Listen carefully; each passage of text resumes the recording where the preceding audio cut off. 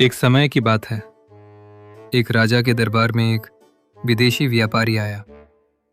उसने राजा को 3 सोने की मूर्तियां भेंट की।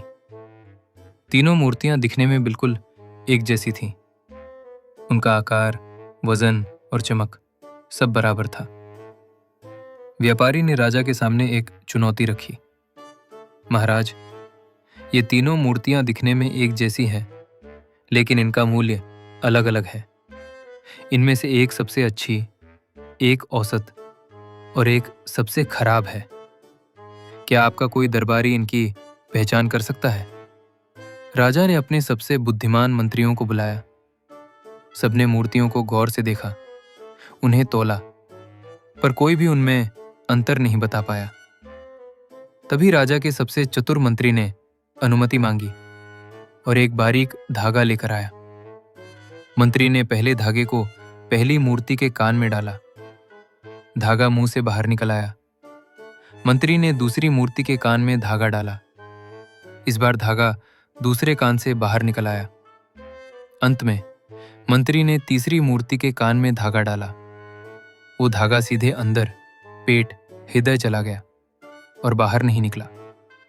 मंत्री ने मुस्कुराते हुए राजा और व्यापारी से कहा, पहली मूर्ति सबसे खराब।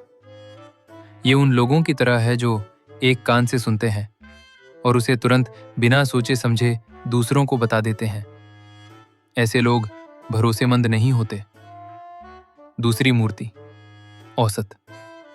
ये उन लोगों की तरह है जो एक कान से सुनते हैं और दूसरे से निकाल देते हैं। वे न कुछ सीखते हैं, न ही कुछ समझते हैं। तीसरी मूर्ति सबसे श्रेष्ठ। ये उन लोगों की तरह है जो बात को ध्यान से सुनते हैं, उसे अपने भीतर उतारते हैं और उस पर गहराई से चिंतन करते हैं। ऐसे लोग ही सच्चे ज्ञानी और वफादार होते हैं। व्यापारी मंत्री की बुद्धिमानी देखकर दंग रह गया और उसने स्वीकार किया कि यही सही उत्तर है। बोलना महत्वपूर्ण है, लेकिन सही तरीके से सुनना उससे भी ज्यादा जरूरी है। किसी भी जानकारी को सीधे बाहर निकालने के बजाय उसे समझना और आत्मसात करना ही हमें श्रेष्ठ बनाता है। और हर चमकती चीज का मूल्य एक जैसा नहीं होता। असली मूल्य उसके स्वभाव में होता है।